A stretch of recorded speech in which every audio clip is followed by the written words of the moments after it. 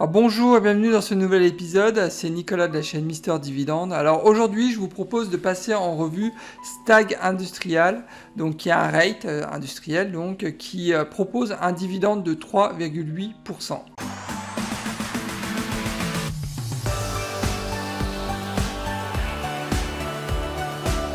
Alors à savoir que Stag Industrial c'est un fonds d'investissement immobilier.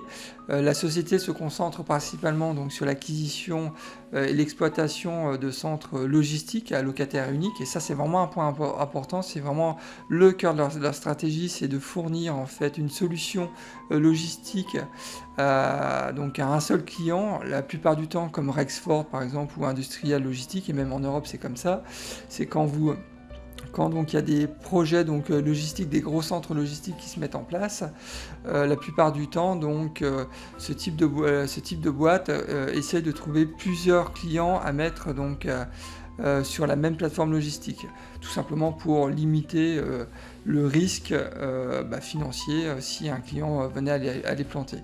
Par contre, le point positif de ce type de solution qui est proposé par Stag, c'est donc 100% en fait des ressources sont entièrement allouées en fait aux clients, donc ce qui théoriquement amène aussi une qualité de service qui est bien meilleure. Donc, alors à savoir que Stag possède 462 bâtiments dans 38 États donc aux États-Unis. Elle investit donc dans des bâtiments d'entreposage et de distribution et des bâtiments aussi d'industrie légère. Alors il faut savoir que ses principaux concurrents donc, sont Rexford Industrial, Industrial Logistics Properties et enfin East Group Properties. Alors, je profite de cette vidéo pour remercier Olive qui il y a quelques jours m'a demandé si je pouvais donner mon opinion, mon avis en fait sur Stag Industriel. Donc merci à toi Olive, parce que je connaissais de loin donc cette société, mais j'avais jamais pris trop de temps pour passer en revue en fait cette boîte. Donc vraiment très intéressant, j'ai appris plein de choses, donc merci à toi, et une fois de plus, n'hésitez pas, si vous souhaitez que je passe en revue une société, ou que simplement donner mon opinion, donc vous me laissez un message, je vous réponds en général dans la journée, et donc voilà. Donc maintenant on peut passer donc, en revue donc, Stag Industriel. Alors symbole STAG, donc c'est un rate. Il faut savoir que le payout actuel donc était à 79%. La dernière augmentation du dividende a été donc de 0,7%, donc très léger. C'était en janvier 2021. Il faut savoir qu'actuellement le rendement sur dividende est à 3,80%. Le prix se négocie autour de 38 $, et donc on est sur une capitalisation boursière de 6 milliards de dollars. Sur ma chaîne Mister Dividende, je vous montre comment j'ai réussi à gagner 300 $ par mois de revenus passifs grâce à mon portefeuille d'actions à dividendes croissants. Alors n'attendez pas, abonnez-vous, c'est entièrement gratuit, et bien évidemment si le contenu de la vidéo vous plaît, vous pouvez aussi liker la vidéo. Alors si on jette un coup d'œil sur le titre, on constate qu'actuellement le rendement sur dividende est 25% au-dessous de sa moyenne sur 5 ans, c'est ce que je mets là. Donc je vous rappelle que le rendement sur dividende est actuellement à 3,8%. Le rendement sur 5 ans donc était quand même à 5,08%. Donc là, une nette baisse, et c'est en partie lié en fait à la hausse vraiment importante du titre. Donc, et on le voit aussi au niveau du PER, le PER est vraiment supérieur, le PER actuel est vraiment supérieur par rapport à sa moyenne sur 5 ans, puisque le PER actuel de Stag est à 21,1, alors que sa moyenne sur 5 ans donc, est à 15,8. Donc là, c'est vrai que c'est compliqué à rentrer sur ce type de société dès lors qu'on voit que ça devient un peu cher, le PER, et comme je vous ai montré, il y a un gap vraiment important avec sa moyenne sur 5 ans. Même le rendement sur dividende a vraiment fortement chuté dû à la hausse du cours du titre. Et si on compare donc le PER de Stag à 21,1 par rapport donc au PER du secteur donc aux États-Unis qui est à 20,5, même là, Stag est quand même dans la fourchette haute, donc un peu plus cher que le PR du secteur. Donc j'ai envie de dire que c'est pour ça que j'ai mis orangé. Là, si on s'arrêtait donc juste sur l'analyse du titre, ça serait compliqué de mettre une petite cartouche, d'investir dans cette société, tout simplement parce qu'elle est un peu trop chère actuellement. Alors au niveau de l'historique du cours, on constate que sur les 10 dernières années, donc le Stag a augmenté quand même de plus 211%, donc vraiment belle augmentation sur 10 ans. Et donc à savoir aussi que sur la dernière année, donc le cours a quand même augmenté de presque 33%. Donc là, j'ai envie de dire que ça suit aussi le marché américain qui, depuis le Covid, donc depuis le crash du mois d'avril, ne cesse de monter. Alors, à savoir aussi que il n'y a eu aucun split en fait de l'action jusqu'à présent. Donc, avoir une augmentation de 211% sur 10 ans, c'est déjà beau. En plus, sans split d'action, donc qui en règle générale donc booste aussi le prix de l'action. Donc là, chapeau bas, vraiment belle perf. Donc c'est pour ça que j'ai mis un petit indicateur au vert, parce que là, je trouve que c'est vraiment une belle performance du management. Alors au niveau du dividende, ça fait donc 9 ans qu'il verse un dividende sans aucune interruption. Ça fait 9 ans qu'il verse un dividende croissant. Donc vraiment très bon à ce niveau-là. Par contre, ce qui est un peu moins bon, c'est que on constate depuis maintenant 5 ans qu'il n'y a quasiment pas d'augmentation du dividende. Sur les 5 dernières années, le dividende a augmenté de uniquement 1% par an, donc c'est vraiment très faiblard. Cette année, il a augmenté, donc, comme je le disais en introduction, de 0,7% par rapport à l'année dernière. Là, c'est vraiment trop peu. Bon, c'est pas terrible. Le point positif, par contre, c'est que moi j'aime bien un dividende, percevoir un dividende mensuel, et c'est le cas avec Stag Industriel. Vous recevez donc un dividende mensuel. Donc à savoir que le coupon annuel est à 1,45 $ par titre. Et si vous souhaitez être actionnaire et bénéficier de la prochaine distribution du dividende, là c'est un peu trop tard, c'était le 29 juin, mais il faudra attendre le mois prochain, donc c'est pas trop grave. Il faudra certainement être actionnaire donc pour le 29 juillet prochain, pour bénéficier de la prochaine distribution du dividende qui sera prévue très certainement autour de mi-août. Donc j'ai mis un petit flag là orangé. Pourquoi ? Tout simplement parce qu'il n'y a plus aucune croissance du dividende depuis presque 5 ans. Et ça, c'est ennuyeux. Donc c'est ennuyeux, donc ça veut dire que on ne sait pas où on va se projeter sur les prochaines années. Donc est-ce qu'on parle d'un pourcent sur les 10 prochaines années d'augmentation du dividende? On ne sait pas. Est-ce qu'on parle de 10%? On ne sait pas aussi. Quand vous regardez les comptes rendus de réunion avec les actionnaires, on sent que c'est pas la priorité numéro 1 d'avoir une croissance du dividende au moins de 3-4% qui correspondrait au vrai taux d'inflation aux États-Unis. Donc c'est pour ça que j'ai mis un petit flag orangé. Alors par contre, au niveau des indicateurs financiers, tout est au vert. On voit que depuis 10 ans, le bénéfice par action ne cesse d'augmenter, mais même si ça stagne un peu, mais c'est du fait aussi de l'accroissement en fait du nombre d'actions en circulation. Et c'est normal, quand c'est un nouveau rate comme ça qui a été récemment mis en place. Donc c'est normal que le nombre d'émissions d'actions augmente régulièrement en fonction aussi des nouveaux projets industriels qui sont montés au cours des années. Donc par contre, regardez au niveau des chiffres d'affaires, ça ne cesse d'augmenter de manière constante depuis 10 ans. Donc vraiment très belle performance. La dette sur résultat aussi qui ne cesse aussi de baisser depuis 10 ans. Donc vraiment à ce niveau-là, on voit que la boîte elle est quand même très bien gérée. Donc la priorité, et on le voit tout de suite, la priorité numéro 1 de cette boîte, c'est de croître, d'augmenter son chiffre d'affaires et ensuite de distribuer un dividende. Donc ça, c'est vraiment pas la priorité numéro 1. La priorité numéro 1 pour l'instant, c'est vraiment le développement commercial, le développement du chiffre d'affaires. Donc on le voit tout de suite à travers ces chiffres. Alors si demain je décidais d'investir 1 000 $ donc dans des titres Stag, je sais que la première année donc cet investissement va générer donc 39 $ de revenus passifs.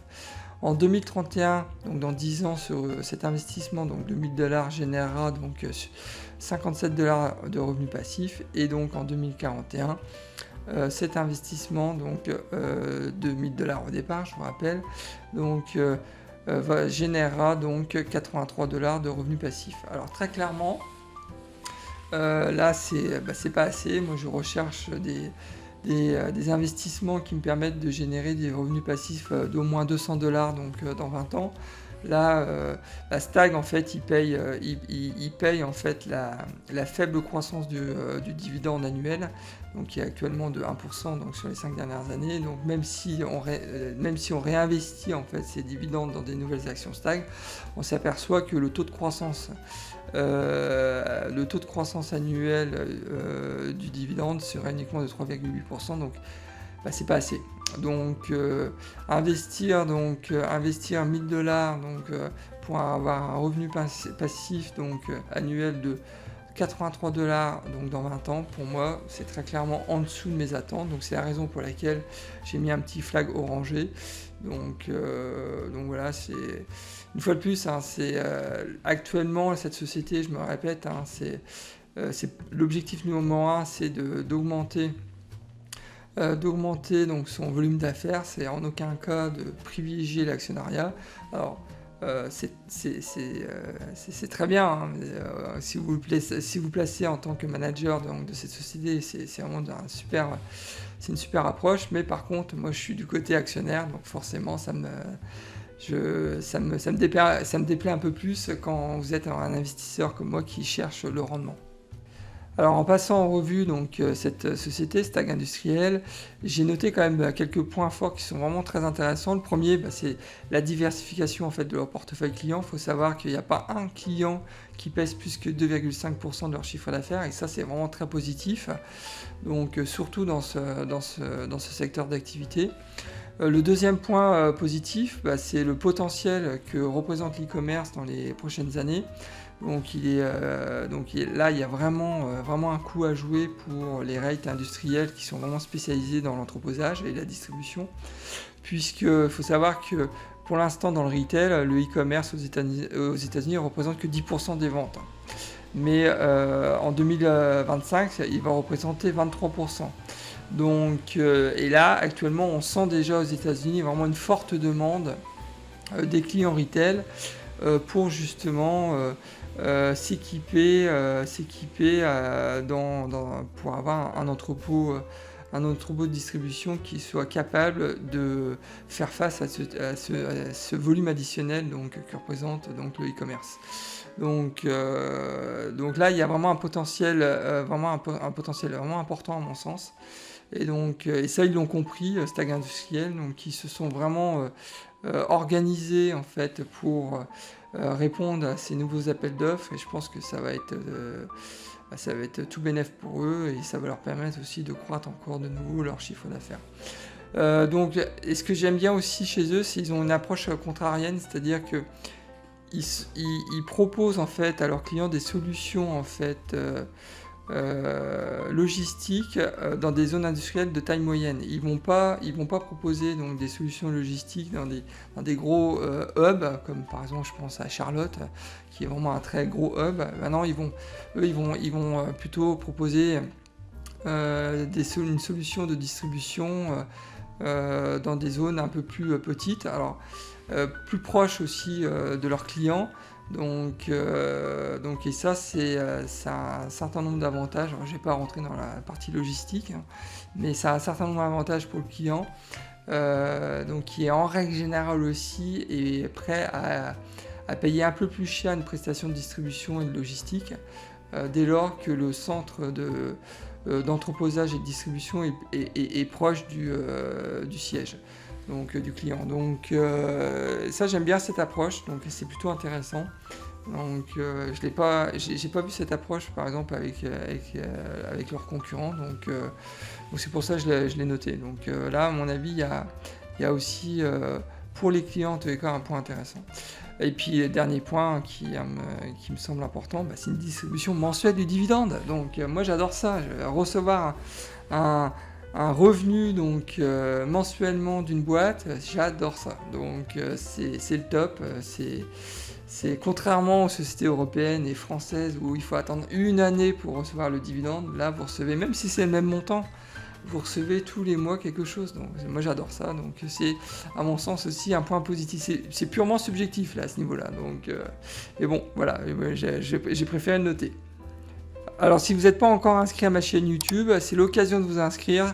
Et surtout, likez ma vidéo, c'est moins important pour soutenir la chaîne, pour m'encourager à continuer à faire des vidéos de qualité. Donc je compte sur vous surtout.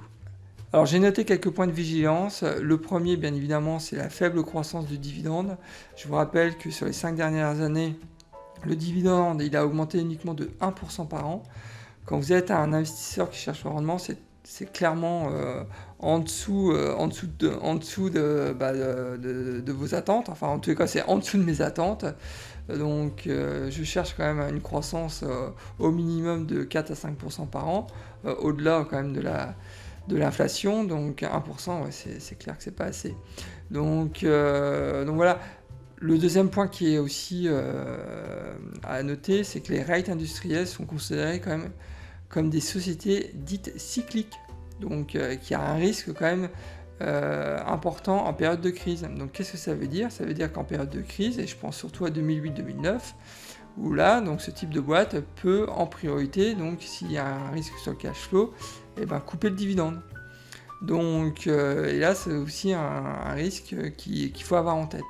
Le troisième risque, et il s'en cache pas, et c'est noté noir sur blanc dans les rapports annuels, c'est qu'entre 2021 et 2023, ils vont donc, il y a 10% en fait des baux qui vont arriver à expiration.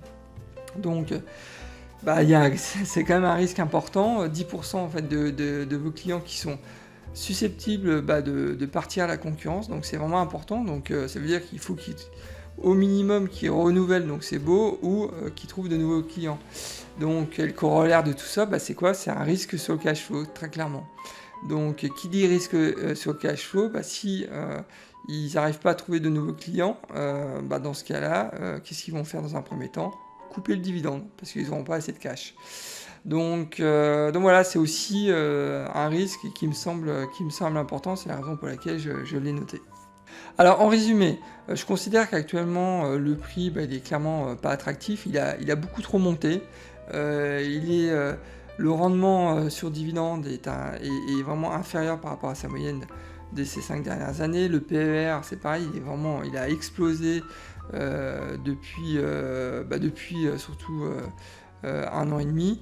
Donc voilà, même si on compare le PER de Stag avec le PER du secteur, donc des rates, on constate que le PER de Stag il est même supérieur au PER du secteur des rates. Donc voilà, c'est pour ça que il n'y a pas de point d'entrée, très clairement il n'y a pas de point d'entrée actuellement sur Stag pour investir.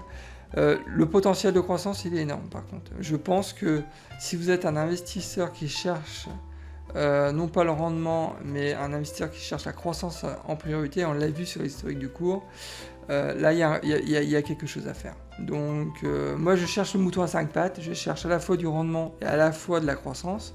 Donc ça me convient pas, mais très clairement si vous cherchez uniquement la croissance, ce type de société peut vous convenir.